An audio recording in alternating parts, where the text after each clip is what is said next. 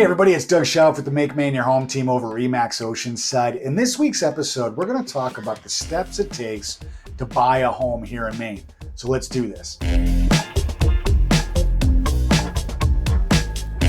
All right, everybody, thank you for joining us and watching this week's episode. We're going to talk about the steps that it takes to buy a house. Remember to subscribe to the channel. You get all sorts of great information regarding purchasing or selling a home, as well as just lots of cool stuff about Maine. So please subscribe and stay tuned for future episodes. So we're going to dive right in. Let me get my trusty glasses on here.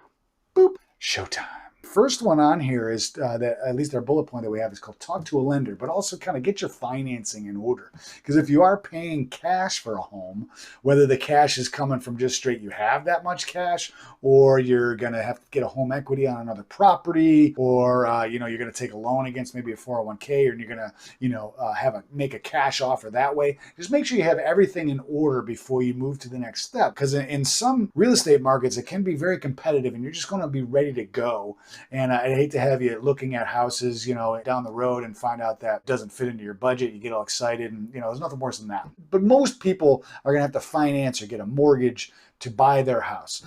The first step in buying a house is to talk to your lender. Figure out exactly what you can afford, how you're going to afford it, what the down payment is. There's all sorts of options. We've done some, videos about that. You should check those out. But there's all sorts of options, but you should sit down with your lender, talk to them about all the options, and figure out what's best for you regarding down payment, interest rate, all that kind of stuff, what your monthly budget is going to be, all that. So make sure you get that squared away. And then what you're going to end up with is what they call a pre-approval letter. Basically like your lender saying, hey, you're approved, you're ready to go to buy a house. The only thing that you got to do, of course, is go through the underwriting process and get an appraisal and all that stuff. But at least you're pre-approved, ready to go.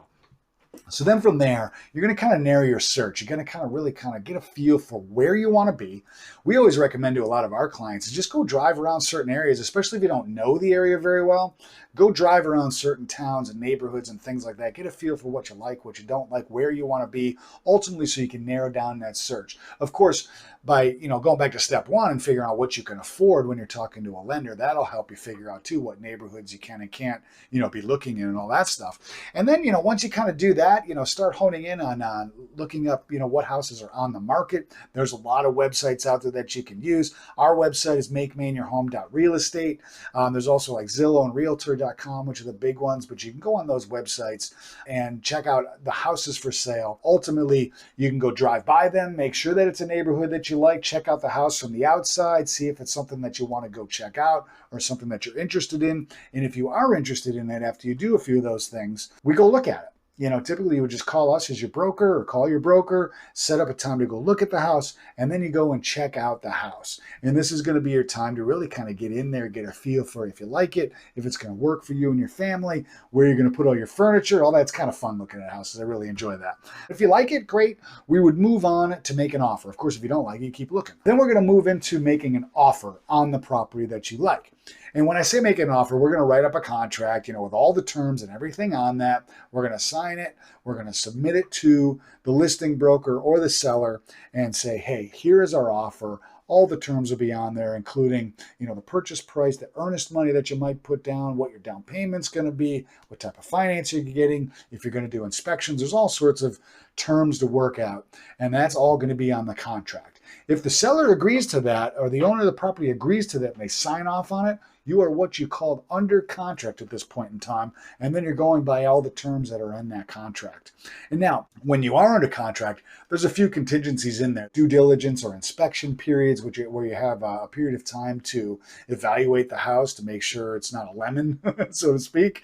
Kind of go through and make sure there's nothing wrong with the house. If there is, you can negotiate those types of things. If you are financing the house, of course, you're going to have the financing contingency, and you can go through that process. The lender will go through a lot of different things. They're going to ask you for all sorts of paperwork to get yourself through the underwriting process and get the appraisal done and all those types of things.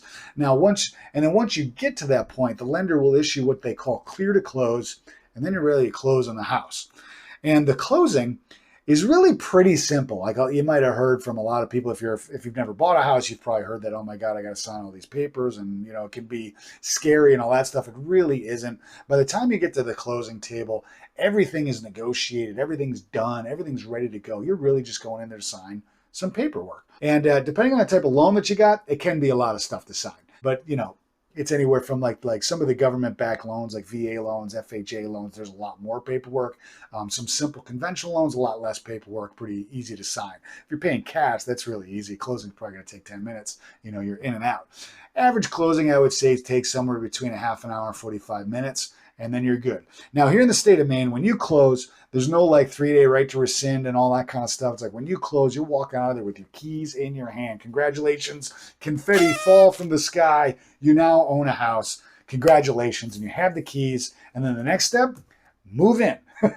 Hire a moving company. I highly recommend that. But if you're going to move it all yourself, bank on a couple of days of being really tired, moving things into the house, get it all set up, and enjoy the rest of your life. Congratulations. So those are the steps that it takes to buy a house here in Maine. If you have any questions, let us know. If you own a house here in Maine, maybe let me know your experience about owning a property here in Maine. We'd love to hear it. Comment below. Hit us up in any way you want. And remember, if you do make Maine your home, you don't have to do it alone.